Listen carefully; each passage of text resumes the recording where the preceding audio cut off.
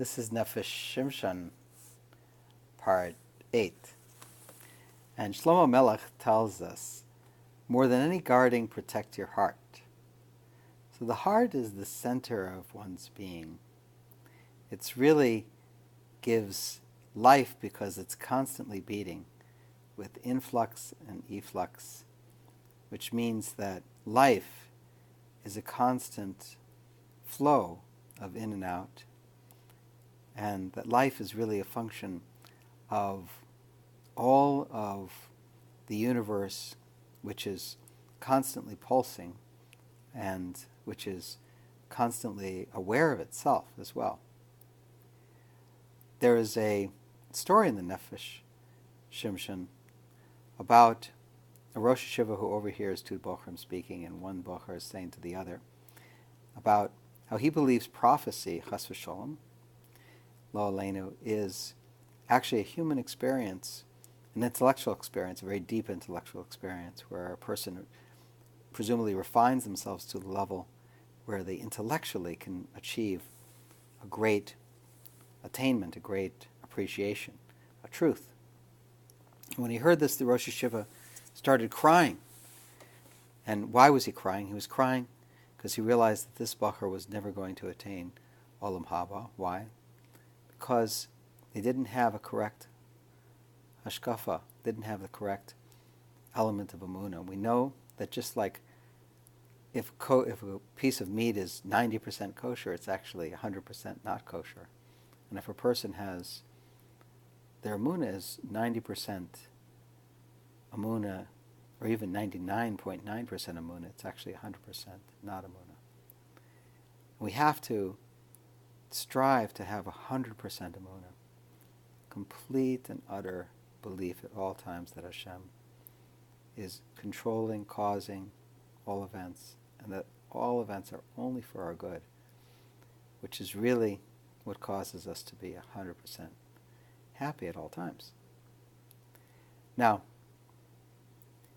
my personal experience was one of actually coming to the idea of Hashem through an appreciation that a person can achieve great levels of intellectual attainment through contemplation, through a poetic state even, where it's possible to appreciate the beingness of the world on a level that's beyond the normal logic of conversation and of language, how we normally use it. And by extrapolation, to appreciate the degree to which the Avos must have been able to, through their experiences as shepherds out in the open, year after year, to achieve states of being, appreciations that I could relate to, had a higher level of depth and understanding to them. And by analogy to the poetic experience, I was able to relate to what the religious experience of the Avos must have been. However, this is a mistaken belief. It has a glass ceiling to it. One can never get to true emunah by building an edifice and an infrastructure that presupposes a step-by-step stair climb through intellectual attainment. That's actually the way of the Tower of Babel.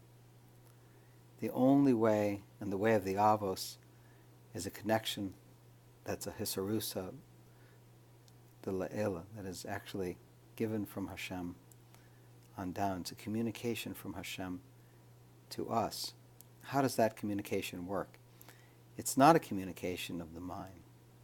It's a communication of the heart, and it's a communication that can only be achieved when a person purifies their heart by having a leiv nishbar, a broken heart, and a leiv tahor, a leiv that is basar, a leiv that is flesh, and by having an openness to other people, that a person breaks their heart and breaks it open And in that process, becomes open to the experience of Hashem, and ultimately Hashem speaking to them, and the objectivity of Hashem.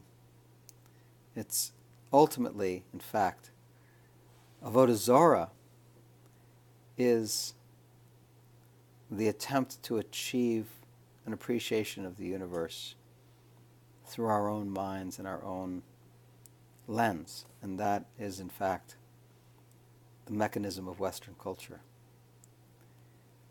The stance and the love of Hashem and the appreciation of Hashem and the Jewish experience is one which is one of Emunah, B'tochen, and Ahava. And therefore, a person can only achieve this Ahava by carefully guarding the capacity for Ahava and building up the capacity for Ahava. So more than any other protection, a person must guard and watch over their heart so that their capacity for Ahava grows, their capacity for reception grows, and their ability to be a vessel, to be a makubal, to be able to receive the love for Hashem grows, and therefore their capacity to achieve Ruach HaKodesh and ultimately Nevuah.